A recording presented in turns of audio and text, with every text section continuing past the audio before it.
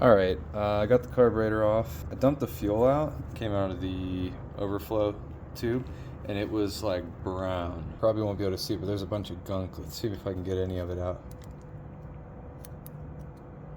Yeah, look at that.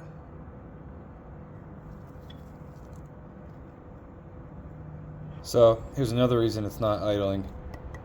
I have barely moved it. Look,